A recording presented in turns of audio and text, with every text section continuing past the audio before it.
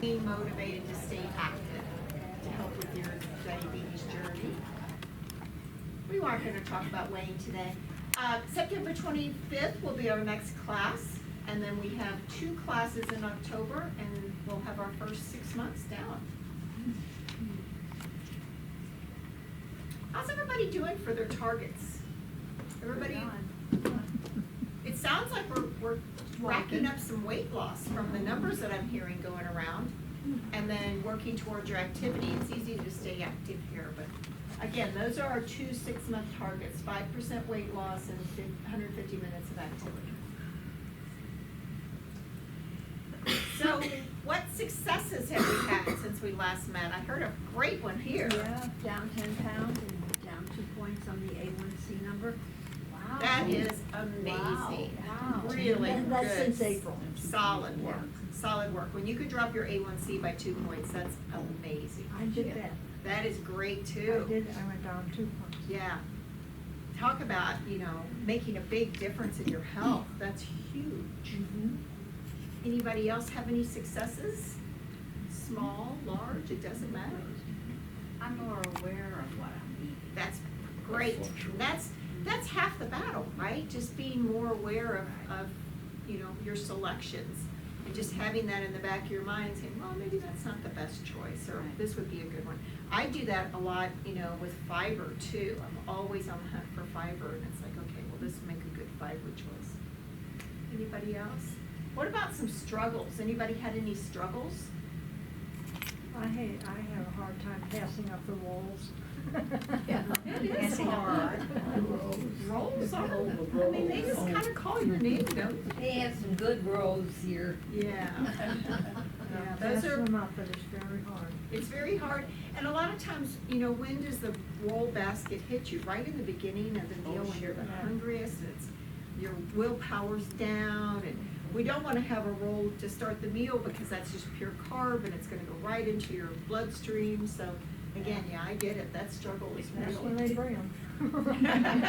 And they're warm, with the butter. Warm. And now as we kind of sneak, we're gonna go into fall and then winter, that's even better too, is when you have warm bread in the winter, so that's gonna be even tougher.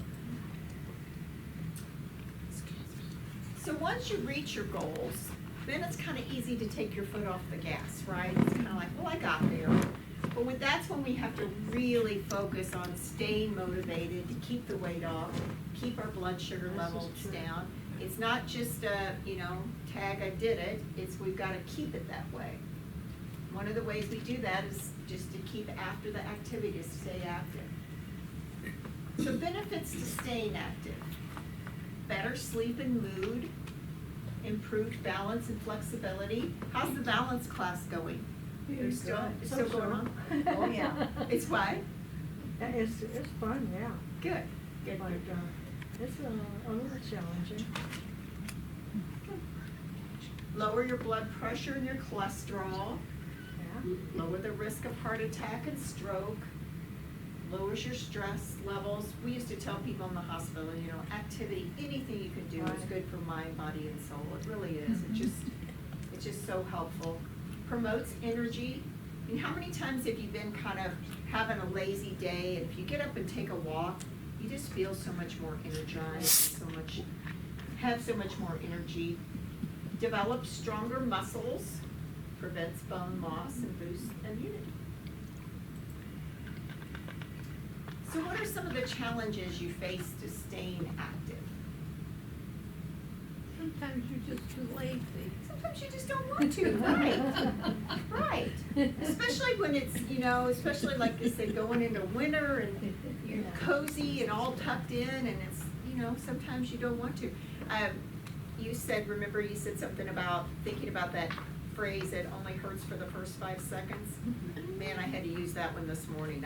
My alarm went off. I was awake, but I just didn't want to get out of bed, and I'm like, it only hurts for 5 seconds. Get on out of bed. What else? Poor or lack of sleep. Yeah, that makes a big difference, doesn't it? It just sets the whole tone for the day if you're, if you're tired. Too much TV time. Too much TV time. It's so easy to do, because it's like, okay, I'm gonna go to Yeah. bed. And then 15 minutes later, you've watched another 15 minutes, or you scrolled on your phone or something, and, yeah.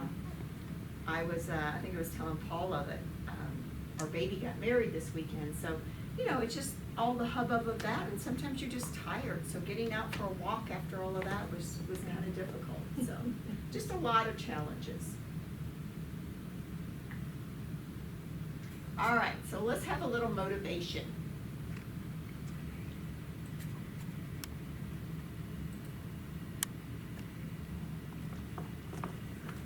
No magic pill to reverse the aging process, but if you want to counter the biological mechanisms that drive age-related conditions, like the accumulation of senescent cells, you will need to exercise. Just being more active throughout your day appears to be sufficient to reduce kind of the burden of senescent cells in an individual. Many people tend to lead sedentary lifestyles when they age, but Dr. Nathan LeBrosser says older adults should find ways to become more active throughout the day. Dedicating time, purposeful time, to getting some form of aerobic exercise or endurance exercise like walking or cycling or swimming, and also getting some form of strength training is critically important. He says just adding 30 minutes of activity daily can be beneficial. Higher levels of physical activity or intensities of physical activity may have benefits for muscle strength, for bone health, for maybe even cognitive health and function. For the Mayo Clinic News Network, I'm Sonia Goins. So, senescent cells, has anybody ever heard of that before? Yes. Very nice. So tell me what you know about senescent cells. Your cells are as old as you are. Exactly right. They're those cells that are just got old and just they don't really respond to anything anymore. They don't divide, they lose their shape, and they're resistant to the whole normal sweeping out of old cells too. So they kind of are what bog us down as we get older. And activity helps clear those out a little bit. Yeah. Got lots of those. So what are senescent cells? Cells that are no longer able to divide. They promote inflammation. They accumulate in tissue and interfere with normal tissue functions, contributing to the age-related decline. They suppress the immune function, making older adults more susceptible to infections and autoimmune disease. So things that we don't want, right? So things that, another reason, just add that to our list of reasons to stay active. Lifestyle interventions to reduce these senescent cells. Exercise. Regular physical activity helps clear the senescent cells that are resistant to the normal cell death process. And then, of course, our old friend diet. Diet rich in fruits and vegetables, which are rich in antioxidants and reduce senescent cell levels. So again, it all boils back to no shortcuts, diet and exercise. All right, let's watch this one. Hopefully we have a little bit better luck with it. Many Americans are making a New Year's resolution to exercise more. It's well known that regular exercise is good for your health, but a new scientific consortium is revealing fresh insights into just how profound the benefits are for the human body. William Brangham spoke recently with someone who's helping lead this research, Ewan Ashley. He's a professor of cardiovascular medicine and genetics at Stanford University and the newly named chair of its Department of Medicine. And he calls exercise the single most potent medical intervention ever known. Ewan Ashley, so good to have you on the News Hour. You are undertaking this massive multidisciplinary study to understand how exercise changes our body in some fundamental way. But as I mentioned, don't we already know a lot of this? I mean, what is the importance of doing this much deeper dive that you're doing?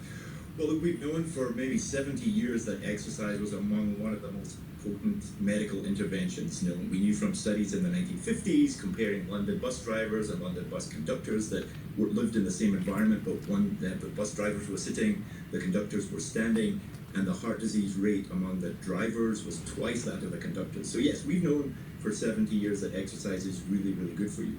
But we have not, through that entire time, really understood how it works. So the new study was to bring together 17, 18 different groups from across the United States to really study, to build a molecular map of exercise, to try and work out how come this intervention that's so available to all of us is the most powerful intervention known. How does it actually work? And so you've started to publish some of your findings. When you compare exercise to these other critical things that we know are important for health, diet or sleep or things like that, where does exercise fit in? What are the sort of top line findings of exercise's potency? Well, one of the things that really surprised us, we're all exercise people already, so we were all convinced as to the benefits. Although in this study, we also had a control group. So the first study we released was of rats that were sedentary, and then they were trained over the course of 8 weeks, aerobic training, literally on a treadmill. And then at the end of the period of time, and at the end of several time points along that 8-week time period, we looked at the tissues from the rats. And the thing that we were really surprised to find was that really they turned into almost different beings. I mean, exercise was that potent. Every single tissue we looked at showed something completely different from before. It really changed the entire molecular makeup of the individual organs of the rats in a very positive direction. One example might be that multiple tissues, for example, fat tissue.